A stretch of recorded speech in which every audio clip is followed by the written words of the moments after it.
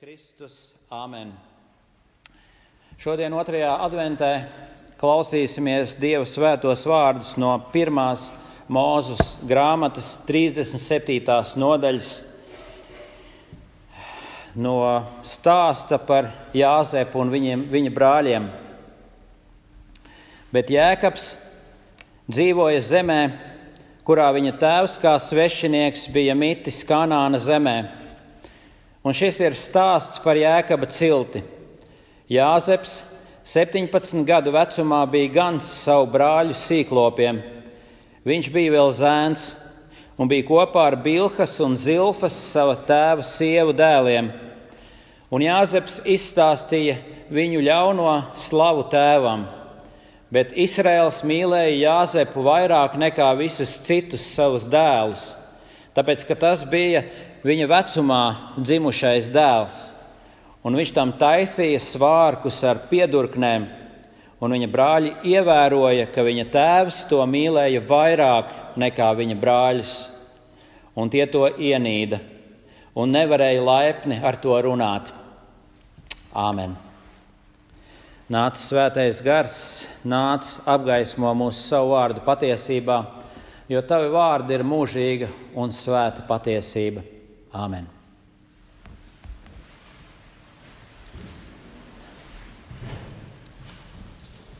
Šodien 2. adventā mūsu pārdomām mēs lasījām Dieva vārdus no 1. Mūzes grāmatas. Un šodien mēs runāsim īpaši par tādu neierastu tēmu kā par drēbēm. Kam mums vajadzīgas drēbes? Protams, visvienkāršākajā veidā tās ir vajadzīgas siltumam, sava kailuma apklāšanai, bet arī mēs zinām, ka drēbēm ir kaut kāds cita nozīme, arī tas apliecina cilvēka nākšanu šai pasaulē, kā viņš uzstājās, kā viņš sevi apliecina. Tas izsaka kādreiz cilvēka personību. Tad drēbēm ir ne tikai tas vienkāršā funkcija, tam ir arī simboliska un arī garīga kādreiz funkcija. Un ja mēs ietu cauri Bībelē, tad mēs būtu pārsteigti, cik daudz tur ir runa par drēbēm un par ģērbšanos, gan tiešā nozīmē, gan simboliskā nozīmē, gan garīgā nozīmē. Jau sākot ar pašiem Ādamu un Ievu, atcerieties, pirms grēka viņi bija kaili un nekaunējās no sava kailuma, it kā būtu Dieva īpaši žēlastības apģērbti, droši un nebija nekāda kauna, bet tad notika grēkā krišana, un viņi nokaunējušies slēpās krūmos, viņi apģērba un slēpās zem vīģu lapiņām, bet, protams, tas bija nekam nederīgs apģērbs, un Dievs viņiem vietā deva kaut ko kārtīgāku no ādas, lai viņi apģērbtu savu kaunu. Arī šodienas slavenajā Jāzepa stāstā, vecās derības Jāzepa un viņa brāļu stāstā, ļoti daudz atsauču uz drēbēm, uz ģērbšanos un visādā ziņā. Un ikvienā šī stāsta pagrieziena punktā jūs redzat, ka tur bija atkal drēbes, tur bija atkal ģērbšanās. Jau sākot ar šiem ko mēs nolasījām, šiem nelaimīgajiem svārkiem, kas Jāzepam piešķirti, rakstīts, ka Izraels, tātad Jēkabam bija 2 vārdi, Izraels un Jēkabs. Jēkabs mīlēja Jāzepu vairāk nekā visus citus dēlus, tāpēc, ka viņš bija vecumā dzimušais dēls, īpaši dārgs, un viņš tam taisīja svārkus ar piedurknēm. Kas tur īsti bija šajos svārkos, mums atliek vien minēt, kas tās bija par piedurknēm, vai varbūt citi saka, ka tās bija daudzkrāsaini svārki un kaut kādi. Bet skaidrs ir viens, tas bija ekstravagants, lielisks tērps, kas visiem izsauca skaudību. Tērps bija tik labs, ka visiem tas apliecināja. Jāzeps ir tas mīlulītis. Viņš ir tas vērtīgais, tas izredzētais sava tēva acīs. Un dēlu bija 12, un viņš tieši Jāzeps ir tas dēls, kas viņam ir pie sirds. Un Jēkabs arī gribēja, lai visi to redzētu, visi to zinātu, tāpēc viņš dāvināja tās drēbes. Un tālāk seko stāsts par kādu nelietību šie brāļi veica pret savu brāli, kā viņi viņu piekāva ganos, kā viņi saplēsa viņam drēbes, kā viņi iemeta bedrē. Sākumā viņi gribēja viņu nogalināt, bet tad viņi pārdeva verdzībā. Un viņš tiek aizvests uz Ēģipti, viņš nonāk faraona sardzes priekšnieka Potifāra namā, un atkal jau šeit ir jauna sāga ar drēbēm.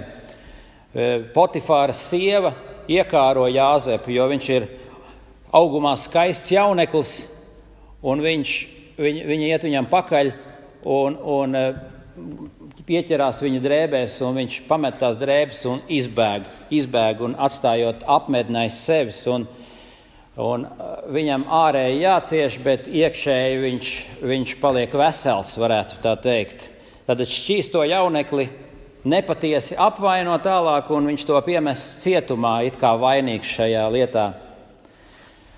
Bet šajā cietumā Dievs viņam dod īpašus sapņus, un šie sapņi ļauj viņam izglābties, un viņš tiek izvilkts no šīs cietuma bedres, jo faraons redz sapņus, un viņam vajag sapņu izskaidrotāju, un tad viņi atcerās pa Jāzepu, un viņš top noskūts, viņš top nomazgāts, sakopts, un, protams, ietērpjās jaunās drēbju kārtās. Un tagad viņš var nākt faraona priekšā, gluži kā jauns cilvēks, viņš var iemantot faraona uzticību, un viņam veicās, un viņš nonāk, tā teikt, pie faraona labās rokas. Pie faraona labās rokas viņš kļūst par faraona uzticības personu, kurš būtībā valda Ēģipti. Un viņš to tālāk uzticīgi arī dara. Tātad Jāzeps kļūst par šo vareno cilvēku. Un ko mēs dzirdam? Faraons Jāzepam pirkstā mauc varas gredzenu, un viņu ietērp vissmalkākajā linā. Tātad ne tikai tēvs Jēkabs Izraels viņu ietērpa izredzētās drēbēs, tā lai teiktu, ka šis ir īpašs dēls. Tagad arī to dara Ēģiptes valdnieks. Ja pirmīt tikai brāļi viņu apbrīnoja un apskauda Jāzepa drēbes, tad tagad visa Ēģipte, visa apkārtnes pasaule to darīja. Jāzeps bija apģērbts, jo spoži brauc ar vareniem ratiem, visi apbrīnoja šo godību. Un arī tas vēl nav viss. Tagad iespējams ir tas labākais. Atcerieties notikumus, ka Jāzepa brāļi tagad tiek atvesti uz Ēģipti, un viņi nonāk Jāzepa priekšā, un viņi nepazīst savu brāli. Viņš ir tik iespējams nogrimmēts pēc ēģiptiešu modes un apģērbies šajās jaunajās štātēs, un viņi nepazīst viņu. Un tikai pēc tam Jāzeps izvēlās atklāt savu identitāti un saka: redzi, es esmu paaugstināts pie faraona labās rokas, es esmu līdzvaldnieks. Un tas noteikti tas svarīgākais, ka viņš varētu domāt, ka Jāzeps varētu tagad atriepties brāļiem ar savu varu, bet viņš to nedarīja. Viņš neizturējās pēc tā, ko viņi bija pelnījuši. Viņš nesodīja savus brāļus, bet viņus svētīja. Vēl vairāk viņš izglāba viņus no bada, kas izcēlās visā pasaulē. Viņš apbēra viņus ar dāvanām un ar pilnīgi negaidītu laipnību. Jāzeps izturējās pret saviem bailīgajiem, vainīgajiem, necienīgajiem brāļiem. Un tā mēs lasām šī stāsta beigās, 45. nodaļā. Ikvienam viņš deva savu drēbju kārtu. Viņš apģērba viņus.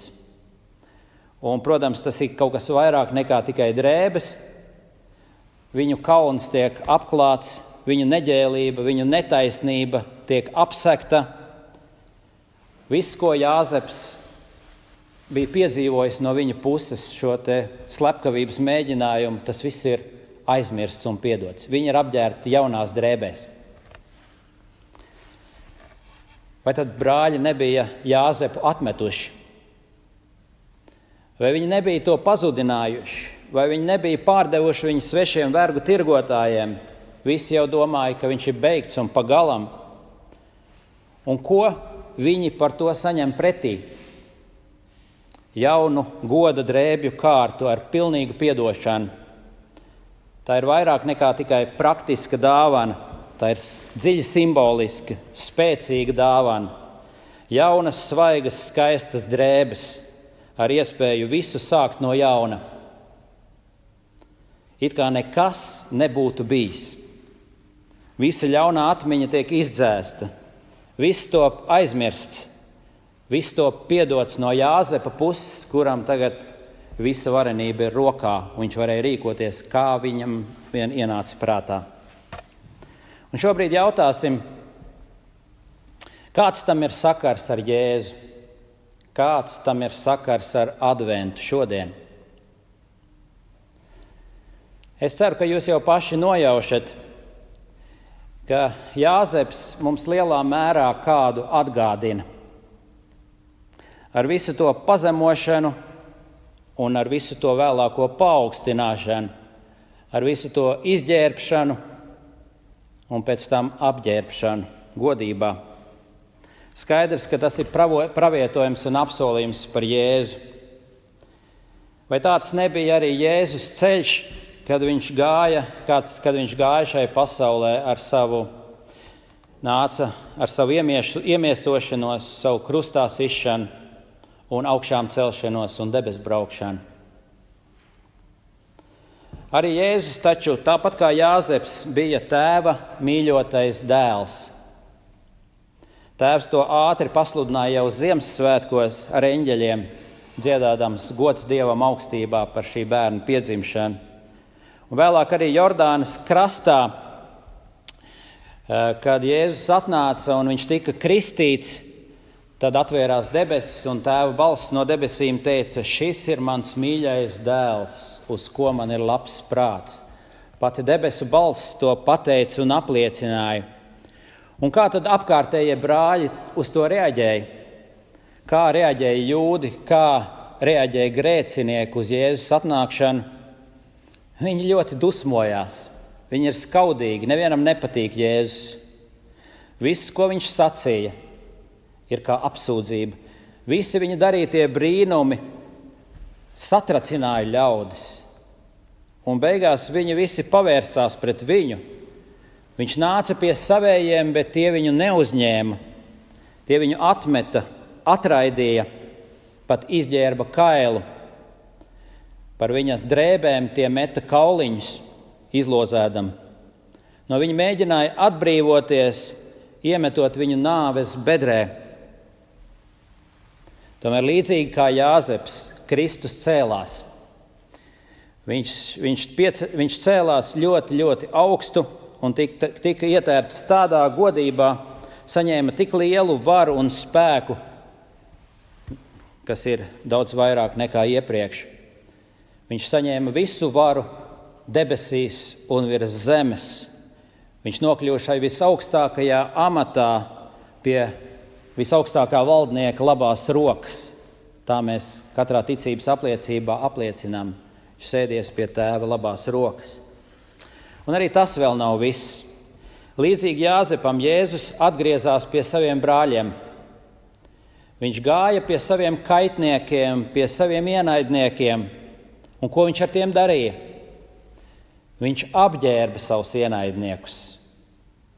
Tos, kas viņu nodeva, atmeta un sūtīja nāvē, tos viņš tagad pabaroja no bada un deva viņiem jaunu bikšu pāri. Viņš izturējās pret saviem ienaidniekiem, tātad grēciniekiem. Visi, kas ir grēcinieki, kas apkrauj Dievu ar grēkiem, tie ir Dieva ienaidnieki. Un mēs esam bijuši Dieva ienaidnieki. Un tas ir tas, kā viņš izturās pret mums. Ko viņš dara? Viņš mūsu izsalkušās dvēseles pabaro ar mūžības ēdienu un mūžības dzērienu. Viņš apžēlo mūs ar pilnīgu grēku piedošanu. Visus tos grēkus, ko mēs pret viņu esam darījuši, viņš pilnīgi piedod. Viņš apsedz tevi, kas tic ar savu labvēlību un taisnību. Un ar šo viņa taisnību tu vari pastāvēt Dieva priekšā, nebaidoties, nekaunoties, nejusdamies kails. Jo mēs rakstos lasām, kristībā jūs esat ietērpušies Kristū. Jūs esat apģērbušies ar viņu drēbēm. Tagad jūs esat jaunās, atjaunotās drēbēs, jums ir jaunas attiecības. Tāpat kā atcerieties Jāzepam ar brāļiem. Tur bija liels konflikts, bet kā Jāzeps pret viņiem izturējās šajā jaunajā veidā, kā pret īstiem brāļiem.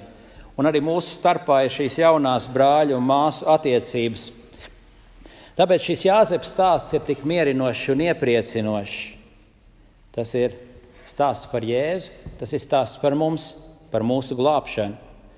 Tas sola mums šo Dieva attieksmi, kuru mēs neesam pelnījuši. Tas sola mums Dieva mīlestību pret ikvienu nepaklausīgu, nekrietnu bērnu, kādu mēs esam bijuši. Tas māca mums to, cik tālu ceļu tas kungs ir gatavs nākt mums pretī, lai mūs apģērbtu ar nepelnītām, dāsnām, apžēlošanas pilnām drēbēm, kas nosedz visu mūsu grēku kaunu, mūsu nepilnīgo, grēcīgo dzīvi. Tas, ko Bībele sauc par mūsu skrandām. Mūsu dzīve Dieva priekšā ir skrandas, un mēs nevaram ar to lielīties ne Dieva, ne īpaši cilvēku, ne cilvēku, ne īpaši Dievu priekšā. Tāpēc advents ir brīnišķīgs laiks, advents ir žēlastības laiks mums visiem, jo tas ir pārģērbšanās laiks. Mēs nākam šeit pie altāra, izsūdzam grēkus, noliekam savu smagumu, izsūdzam savu netīrību, un viņš to visu apklāja, apsedz ar savu piedošanu. Mēs novelkam savus grēkus, savu netaisnību, visas savas kārības un negantās kaislības. Kā raksts saka, mēs novelkam tumsības darbus, lai apģērbtos gaismas drēbēs, apģērbtos Kristū. Tāpēc šī te violetā krāsa, ko mēs redzam altāra sagā, tā mums māca šo te patiesību, ka mums ir jāpārģērbjas. Mums ir jānoliek grēku nasta ar vienu viņa priekšā, lai mēs atzīstam savu kailumu, atzīstam savu necienību un lai mēs ļaujam sevi viņam, ka viņš mūs apģērbi. Ko tas praktiski nozīmē? Tas nozīmē, kā Luters katehismā saka, ikdienas atgriezties un saņemt piedošanu. Ikdienas atgriezties un saņemt piedošanu. Tas nozīmē, ka mēs pārbaudam it īpaši savu sirdi pēc baušļu paša sākuma, kur mums ir pamācīts bīties, mīlēt un Dievu un paļauties uz Dievu pāri par visām lietām.